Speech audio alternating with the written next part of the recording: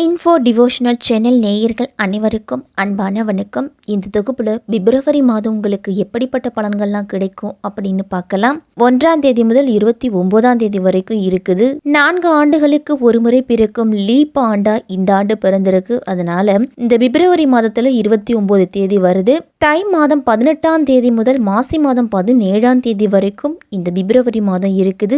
பிப்ரவரி மாதம் வியாழக்கிழமை சஷ்டி அன்று தொடங்குது. தை அமாவாசை, மாசி மகம், ரத சப்தமி போன்ற திருவிழாக்கள்லாம் மிக விமர்சையா நம்ம கொண்டாடுறோம். நமது முன்னோர்களை மனங்குளிர செய்து மேல் லோகத்திற்கு மீண்டும் அனுப்பி வைக்கும் நாள் தான் இந்த தை அமாவாசை.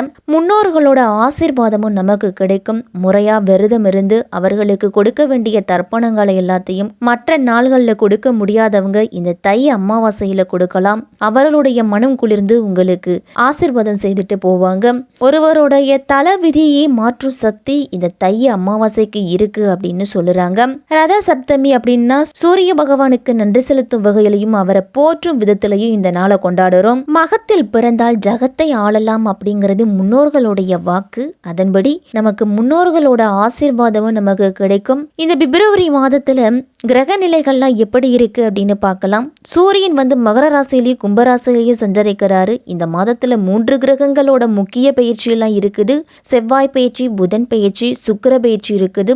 இந்த மாதத்துல புது கிரகங்களோட கூட்டணியும் உருவாகுது. மகர ராசியில சூரியன் 13ஆம் தேதி வரைக்கும் இருக்கிறாரு. அதன் பிறகு கும்பராசிக்கு போறாரு. செவ்வாய் தனுசு ராசியில 4ஆம் தேதி வரைக்கும் இருக்கிறாரு. அதன் பிறகு மகர ராசிக்கு போறாரு. புதன் மகர ராசியில 13ஆம் தேதி வரைக்கும் இருக்கிறாரு. அதன் பிறகு கும்பராசிக்கு போறாரு. சுக்கிரன் தனுசு ராசியில 13ஆம் தேதி வரைக்கும் இருக்கிறாரு. அவரும் மகர ராசிக்கு போறாரு. குரு பகவான் மேசராசியில இருக்கிறாரு. சனி கும்பராசியில இருக்கிறாரு. ராகு மீனத்துல இருக்கிறாரு. கேது கன்னியில இருக்கிறாரு. இப்படிப்பட்ட கிரக நிலைகளோடு இந்த பிப்ரவரி மாதம் தொடங்குவதால 12 ராசிக்காரர்களுக்கும் எப்படிப்பட்ட பலன்கள்லாம் கிடைக்கும் அப்படின்னு விரிவாவே பார்க்கலாம். எந்த சூழ்நிலையிலையும் உங்களுடைய கொள்கைகளை மாற்றிக்கொள்ளாதவர்கள் தான் இந்த மிதுன ராசிக்காரர்கள். மிதுன ராசிக்காரர்களுக்கு இந்த பிப்ரவரி மாதம் எப்படி இருக்கும் அப்படின்னு பார்க்கலாம். இந்த மாதம் உங்களுக்கு மிதமானதாகவும் சிறப்பாகவும் இருக்கும். குரு பகவான் உங்கள் ராசிக்கு 11ஆம் வீட்டில் இருந்து உங்களுடைய விருப்பங்களை அனைத்தையுமே நிறைவேற்றி கொடுப்பாரு. இதுவரைக்கும் வேலையில் இருந்து வந்த இடையூறுகள் எல்லாமே நீங்க போகுது. உங்களுடைய வருமானத்தை கணிசமாக உயர்த்தி கொடுப்பாரு குரு பகவான். அதே சமயம் சனி பகவானால உங்களுக்கு பயணங்கள் அப்படிங்கிறது அதிகமாகவே இருக்கும். இந்த மாதத்தில் உங்கள் ராசிக்கு அதிபதி செவ்வாயும் சூரியனும் பிப்ரவரி 13ஆம் தேதி வரைக்கும் 9ஆம் இடத்துல சஞ்சரிக்கிறாங்க. அதனால கூடுதல் கவனத்தோடு இருக்கிறது நல்லது. கரண்ட்டு, ஆயுதம் இதையெல்லாம் உபயோகிக்கிறவங்கெல்லாம் சற்று கூடுதல் கவனத்தோடு இருக்கணும். திடீர் செலவுகள்லாம் மிதுன ராசிக்காரர்களுக்கு இந்த மாதத்தில் வரலாம். அதே மாதிரி ஆடை ஆபரணங்களை எல்லாம் சற்று கூடுதல் கவனத்தோடு பாதுகாப்பாக வச்சுக்கிறது நல்லது. யாருக்காகவும் இரவல் நீங்கள் கொடுக்கறதோ இல்லை கடன் வாங்கி போடுறதையோ தவிர்த்துக்கணும். வாகன செலவுகள் அப்படிங்கிறது இந்த மாதத்தில் அதிகரிக்கும். மிதுன ராசிக்காரர்களுக்கெல்லாம் குரு பகவான் 11ஆம் இடத்துலையும் கேது பகவான் 4ஆம் இடத்துலையும் இருக்கிறதால மனக்கவலை அப்படிங்கிறது அதிகரிக்கும். மனதில் ஏதாவது ஒரு குழப்பம் அப்படிங்கிறது இருந்துக்கிட்டே இருக்கும் மிதுன ராசிக்காரர்களுக்கெல்லாம். ஏன்னா கேது அப்படிங்கிறவரே உங்களை குழப்பிக்கிட்டே இருக்கிறவர் தான். குழப்பங்களை அதிகம் கொடுப்பவர் கேது. அதே மாதிரி எதையாவது யோசித்துக்கிட்டே இருக்கணும் அப்படின்னு நினைக்கக்கூடியவர் கேது பகவான்.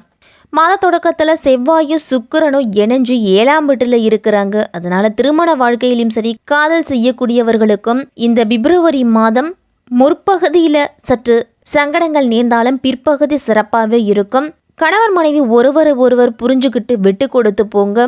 இது மாதிரி மிதுன ராசிக்காரர்களோட தாய் தந்தையர உடல் ஆரோக்கியத்தில் கூடுதல் கவனத்தை செலுத்தி பாதுகாப்பாக பார்த்துக்கணும். அவங்கள மிதுன ராசி காதல் செய்கிறவங்களுக்கெல்லாம் இந்த மாதத்தில் காதல் திருமணம் கைகூடி வரும். 10ஆம் வீட்டின் அதிபதியான குரு பகவான் 11ஆம் வீட்டில் இருக்கிறாரு. அதனால் வேலை செய்யக்கூடிய இடத்துலலாம் மேலதிகாரிகள் உங்களுக்கு அனுகூலமாக இருப்பாங்க. உங்களுடைய திறமைகளுக்கு அவர்கள் சரியான வாய்ப்புகளை கொடுப்பாங்க இந்த மாதத்தில். அதன் மூலம் உங்களுடைய வாழ்க்கையில் முன்னேறத்துக்கு தேவையான அனைத்து விதமான வழிவகைகளையும் நீங்கள் செய்து கொள்ள போகிறீங்க. இந்த பிப்ரவரி மாதம் மிதுனராசிக்காரர்கள் எல்லாருமே பிப்ரவரி மாதம் 13ஆம் தேதிக்கு பிறகு 8ஆம் வீட்டுக்கு போறாரு செவ்வாய். அதனால வியாபாரத்தில் ஒரு சில பின்னடைவு அப்படிங்கிறது ஏற்படலாம். புதிய முயற்சிகளை மேற்கொள்ளும் பொழுது அனுபவஸ்தர்களோட ஆலோசனைகளை கேட்டு செய்து கொள்ளுறது தான் நல்லது.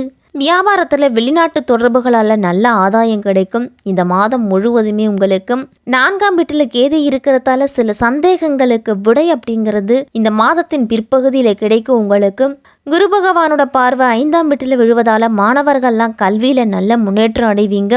வெளிநாட்டு கல்வி வாய்ப்புலாம் மாணவர்களுக்கு சிறப்பாகவே கிடைக்கும். 4ஆம் வீட்டில் கேது பகவானும் 10ஆம் வீட்டில் ராகு பகவானும் இருக்கிறதால குடும்ப வாழ்க்கையில் ஏற்றத்தாழ்வு அப்படிங்கிறது இருந்துக்கிட்டே தான் இருக்கும். வீட்டில் கணவன் மனைவிக்கு இடையே ஒருவருடைய குரல் ஓங்கினால் மற்றொருவருடைய குரல் தாழ்ந்தாதான் குடும்பத்தில் அமைதி அப்படிங்கிறது இருக்கும். குடும்ப உறுப்பினர்களோடுலாம் சில கருத்து வேறுபாடெல்லாம் வரலாம். மிதுன ராசி பெண்களுக்கும் சரி ஆண்களுக்கும் சரி உடல் ஆரோக்கியத்தில் கவனத்தோடு இருக்கணும். மருத்துவ செலவு இந்த மாதத்தில் வரலாம். உங்களுடைய குழந்தைகளுக்காக இருக்கட்டும், தாய் தந்தையருக்காக இருக்கட்டும், யாருக்காவது குடும்பத்தில் ஒருவருக்கு மருத்துவ செலவு அப்படிங்கிறது இந்த மாதத்தில் தவிர்க்க முடியாததா இருக்கும்.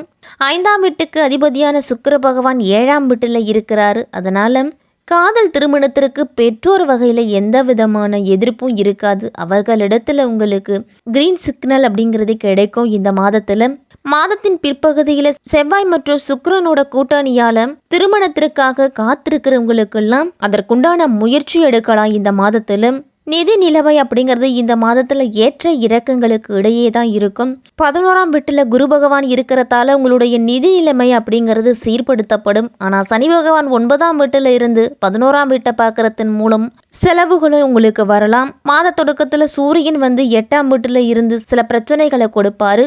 உங்கள் ராசி அதிபதி சூரிய பகவானோட சேர்ந்து 8ஆம் வீட்டிலையும் 5ஆம் வீட்டின் அதிபதியோடு சேர்ந்து 6ஆம் வீட்டிலையும் இருக்கிறதால வாகன செலவுகள் அப்படிங்கிறது அதிகரிக்கும் இந்த மாதத்தில். அதே மாதிரி வண்டி வாகன சேர்க்கை அப்படிங்கிறது கிடைக்கும்.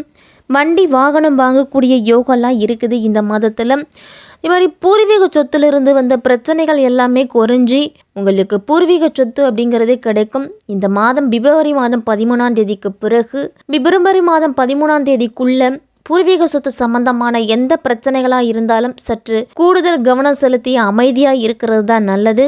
ஞாயிற்றுக்கிழமை தோறும் சூரிய பகவானை வழிபட்டுட்டு அன்றாட பணிகளை தொடங்குங்க. மிதுன ராசிக்காரர்கள் எல்லாருமே பொருளாதாரத்தில் இந்த மாதம் நீங்கள் எதிர்பாராத வருமானங்கள்லாம் வரலாம். பெண்களுக்கெல்லாம் இந்த மாதத்தின் பிற்பகுதியில் ஆபரணம் வாங்கக்கூடிய யோகம்லாம் இருக்கு. புதிய முதலீடுகள் புதிய முயற்சிகள் செய்யலாம். இந்த மாதத்தின் பிற்பகுதியில் இந்த மாதம் முழுவதுமே உங்களுக்கு வருமானம் இருக்கும் அப்படின்னாலும் செலவுகளையும் நீங்கள் கவனத்தில் எடுத்துக்கொள்ள வேண்டியது அவசியம்.